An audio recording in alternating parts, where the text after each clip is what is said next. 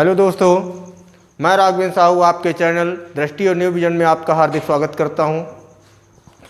जैसे दोस्तों पिछले वीडियो में मैंने संस्कृत में प्रत्याहार के अंतर्गत वर्ण निकालना बताया, अर्थात माहेश्वर सूत्रों के बारे में चर्चा किया था।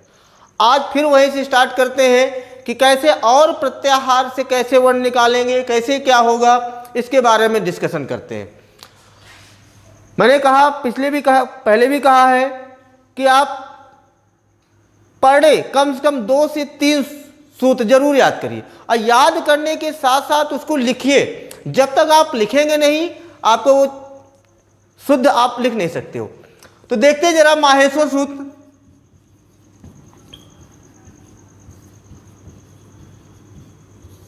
इसी को हमने इसके पिछले वीडियो में बताया, शिव सूत्र भी बोलते हैं, वर्ण सामनाय सूत्र भी बोलते हैं।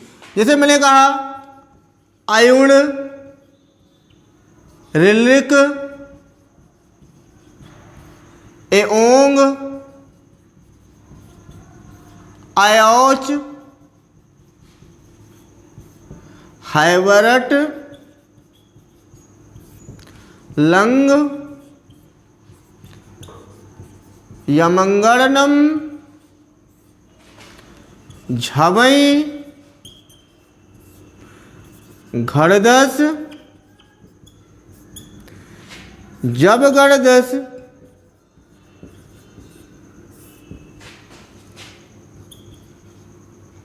खफ छठथ, चटतव, कपय, सससर, हल।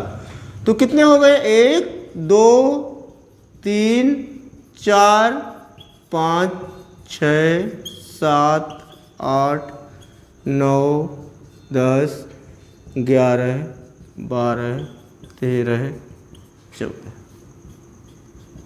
ठीक, कल या इसके पहले में ये सब चर्चा किया। अब हमने एक चीज और समझिएगा कि जो हलंत वर्ण है, कौन से वर्ण है? जो भी हलंत वर्ण है, हम हलंत वर्णों को क्या कहते हैं? इसके पहले भी बताया मैंने, हलंत वर्णों को हम क्या कहते हैं? इत संज्ञक वर्ण कहते हैं। क्या कहते हैं? इत संज्ञक वर्ण कहते हैं।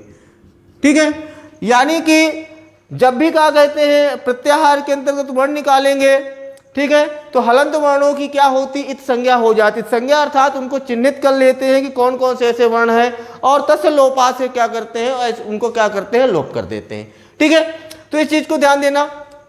तो अब देखिए 1 से लेकर के हमारे 4 तक, 1 से लेकर 4 तक हमारा किसका वर्णन है? स्वरों का। 5 से लेकर के आपका 14 तक आपका किसका वर्णन है?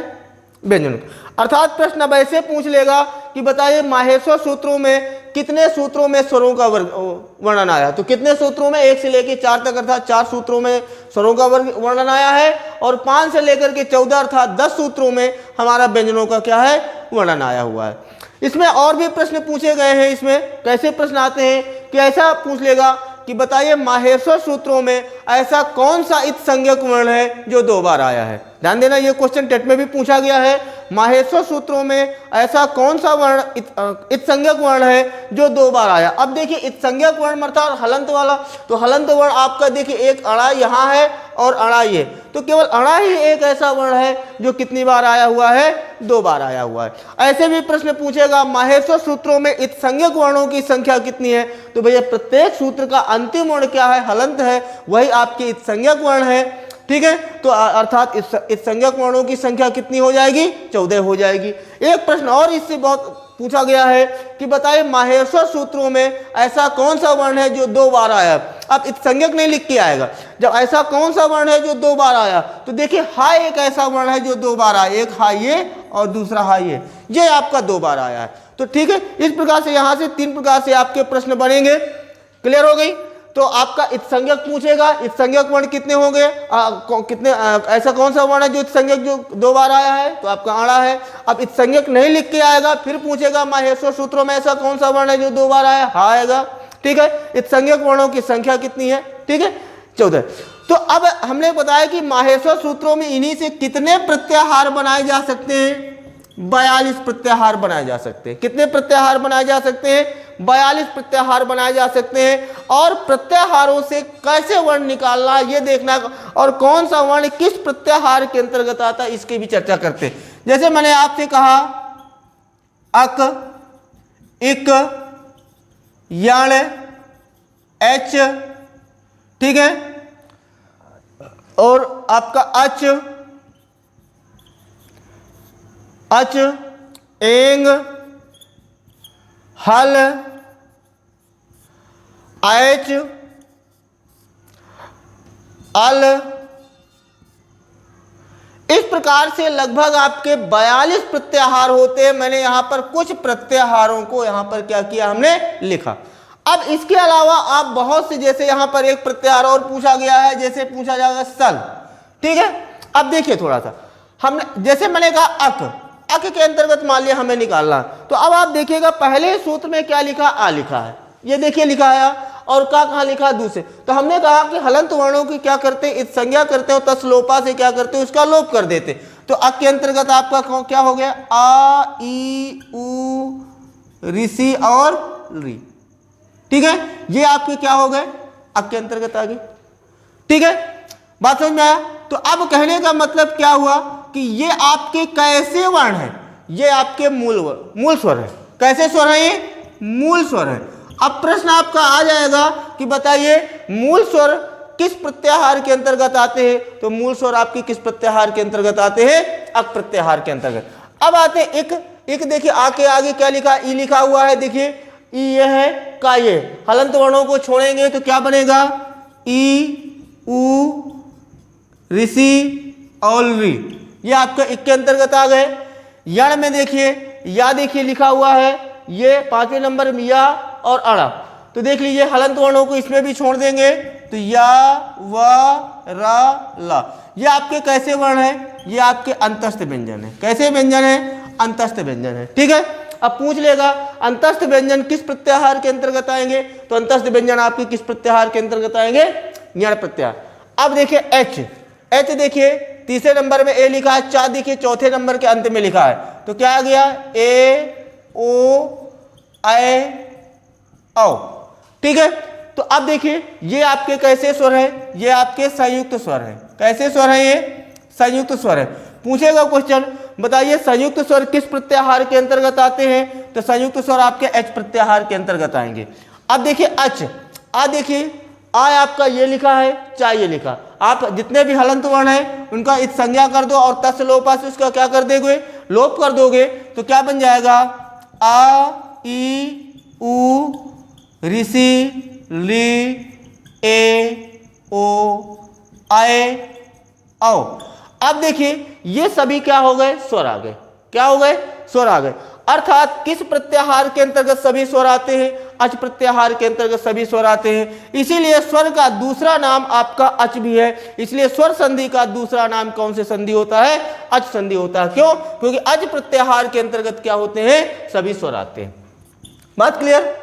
अब आते एंग, एंग देखिए ए ये लिखा है, आपका अंगा ये लिखा, तो क्या आ गया, ए और ओ, क्या आ गया, ए और ओ। ये आपके कैसे वर्ण है, ये आपके गुण संज्ञक वर्ण है। कैसे वर्ण है, गुण संज्ञक वर्ण है। अर्थात पूछ लिया जाएगा कि गुण संज्ञक वर्ण किस प्रत्याहार के अंतर्गत आते हैं, तो किस प्रत्याहार के अंतर्गत आते हैं, एंग प्रत्याहार के अंतर्गत। अब बात करते हैं हल। अब हल में देखिए ये हा से लेकर के यहां तक, हा से लेके यहां तक, लेकिन देखिए हल प्रत्याहार में हा 2 बार आ रहा, ध्यान दीजिएगा, हल प्रत्याहार में हा कितनी बार आया, 2 बार, लेकिन लिखेंगे एक ही बार ठीक है, लिखेंगे एक ही बार। तो हा से लेकर के आपका यहां तक, अर्थात या वाराला आपके अंतस्थ व्यंजन, ध्यान देना बात को, ठीक है। यमंगड़नम अर्थात 5वें नंबर का वर्ण आ जाएगा। झा भय घाड़े दा ये आपके चौथे नंबर के वर्ण आ जाएंगे। जा बे गड़ दा ये आपके तीसरे नंबर के वर्ण आएंगे। खाफे चटत दूसरा, और चटत कप ये आपका पहला नंबर, और सासा साहा ऊस व्यंजन क्या आ जाएंगे, ऊस। अर्थात कहने का मतलब यह हुआ कि हल प्रत्याहार के अंतर्गत संपूर्ण व्यंजन आएंगे। अर्थात प्रत्येक वर्ग का पहला, दूसरा, तीसरा, चौथा, 5वां वर्ण, अंतस्थ व्यंजन और हा।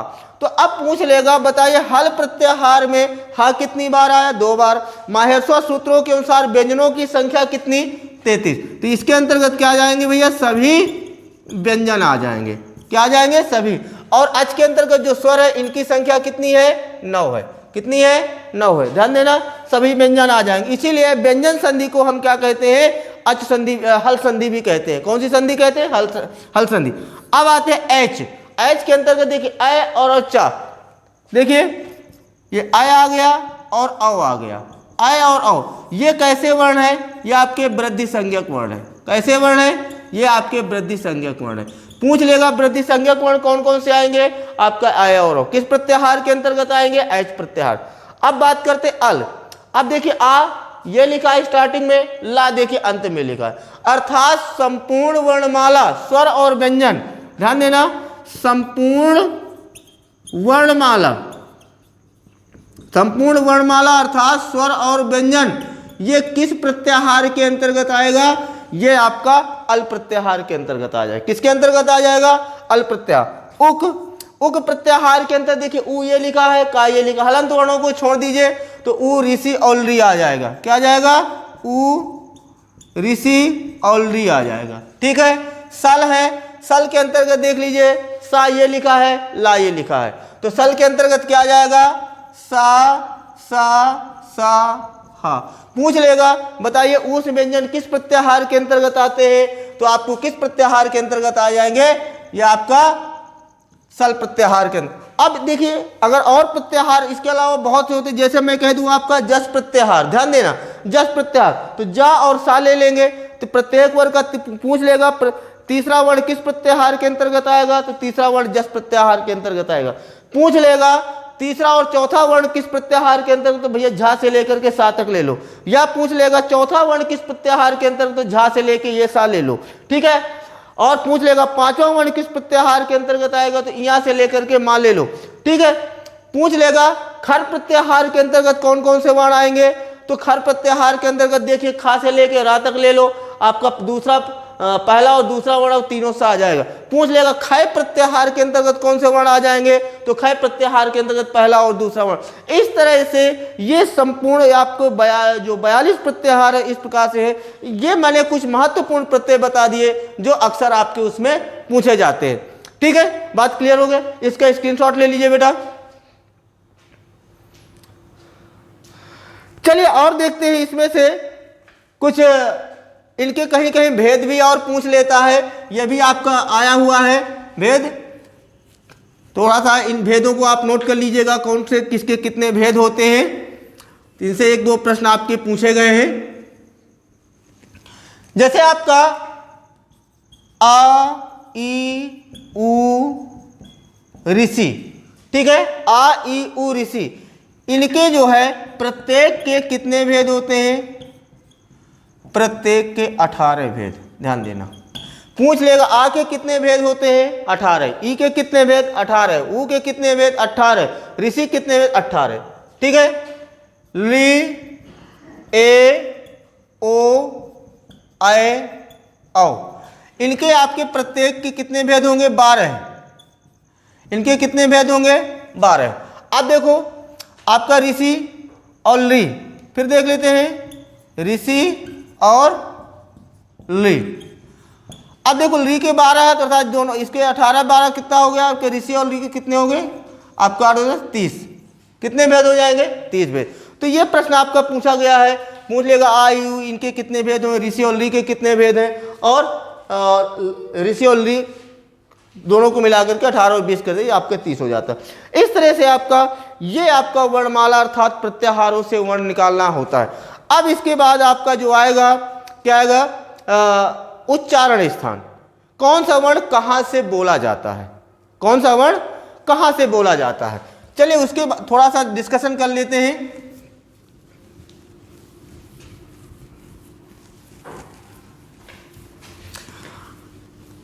इसके पहले यहां तक हमारा क्लियर हो गया कि प्रत्याहार से वर्ण कैसे निकालेंगे, कैसे क्या क्या करना है। अब उच्चारण स्थान में ध्यान दीजिएगा, कुछ फार्मूले हैं, उन फार्मूलों के आधार पर हम अब इसका देखते हैं। उच्चारण स्थान, जैसे पहला ही हमारा फार्मूला है, पहला फार्मूला है हमारा अकु विसर्जनीय कंठा। क्या होता है? अकु विसर्जनीय कंठा। तो अब इसी तरह से आपके सभी प्रकार के फार्मूले हैं। अकु विसर्जनीय कंठ होता है, ईचुषा नाम तालु होता है, ऋतुस्ना नाम दंता होता है, ऋतुस्ना नाम मूर्धा होता है। ये सारी चीज़ें आपकी इसके होते हैं। तो लेकिन मैं उसको शॉर्टकट में किए दे रहा हूँ। जैसे मैंने आपसे कहा, ध्यान दीजिएगा बात को। जैसे पहला ही फार्मूला है, आप इतना याद कर लीजिएगा, अकु विसर्ज, अकु विसर्ज कंठा। ये याद कर लीजिए, अकु विसर्ज कंठा। अब देखिए इसका मतलब क्या हुआ कि आ कु का मतलब का वर्ग, का ख ग घ, अंगा छोड़ दीजिए इसमें, हा और ये विसर्ग, इनका उच्चारण स्थान क्या होगा? कंठ होगा। क्या हो जाएगा? कंठ हो जाएगा। ठीक है। दूसरा है ईचुष तालु। क्या होता है? ईचुष तालु। तालु क्या कहते हैं हम? तालव्य कहते हैं। क्या कहते हैं? तालव्य कहते हैं। अब ई है, ई का मतलब छोटी बड़ी दोनों आ जाएगा, यहाँ भी छोटा आ और बड़ा दोनों आ जाएंगे। ठीक है। चू का मतलब चा वर्ग, चा छा जा झा, या और सा, या और सा, इनका उच्चारण स्थान क्या है? तालु है। तालु अर्थात तालव्य है। ठीक है। तीसरा है रतुल से दंता। ध्यान दीजिएगा, रतुल से दंता, री, टू का मतलब ता वर्ग, तो ता था दा धा, ला और सा, ला और सा, इनका उच्चारण स्थान क्या है? दंत है। क्या है? दंत है। ध्यान दीजिएगा। चौथा सूत्र है उपु ओष्टो। आप इतना याद कर लीजिएगा। वैसे इसका पूरा सूत्र होता है उपु पद्मानिया नाम ओष्टो है। ठीक है। तो उपु ओष्टो को मतलब आप यहाँ ऊ का मतलब छोटा ऊ बड़ा ऊ दोनों हो गया, और ओष्ट आपका पू का मतलब हुआ पा वर्ग, तो पा फा बा भा, इनका उच्चारण स्थान क्या होगा? ओष्ठ हो गया। ठीक है। अगला है ऋटुर्स मूर्धा। ध्यान देना, ऋटुर्स मूर्धा। मूर्धा को हम क्या कहते हैं? मूर्धन्य कहते हैं। क्या कहते हैं? मूर्धा को हम क्या कहते हैं? मूर्धन। तो ऋटुर्स के अंतर्गत आपका ऋषि आ जाएगा, टू का मतलब टा वर्ग, तो टा ठा डा ढा, आपका रा और सा, इनका उच्चारण स्थान क्या होगा? मूर्धा होगा। यहां तक बात क्लियर हुई बेटा। अब इसके बाद और सूत्र है इसका एक सूत्र है यमंगलन नासिका। चलिए इसको पहले आप स्क्रीनशॉट ले लीजिए, इसके बाद फिर मैं इसको आगे और लिखवाता हूं। ठीक है। चलिए देखते हैं जरा इसको।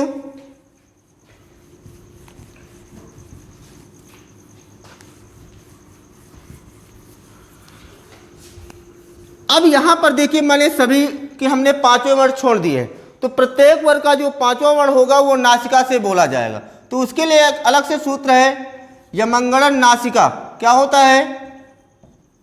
यमंगलन नासिका।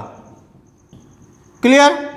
तो देखिए, इया मा अंगा अड़ा और ना, इनका उच्चारण स्थान कहाँ से होता है? नासिका से होता है। ठीक है। अब इसके बाद हमने देखिए ए ओ का नहीं लिखवाया, तो देखिए ए और ओ आपका कैसे स्वर है? संयुक्त स्वर है। तो जो ए है आपका किन से मिलके बनता है? आ और ई से मिलके बनता है। किन से मिलके बनता है? आ और ई से। तो आ का उच्चारण स्थान क्या है? कंठ। ई का उच्चारण स्थान क्या है? तालु। तो भैया जो ए का होगा वही किसका होगा? अ का। तो ए और अ का उच्चारण स्थान क्या होगा? कंठ और तालु होगा। क्लियर?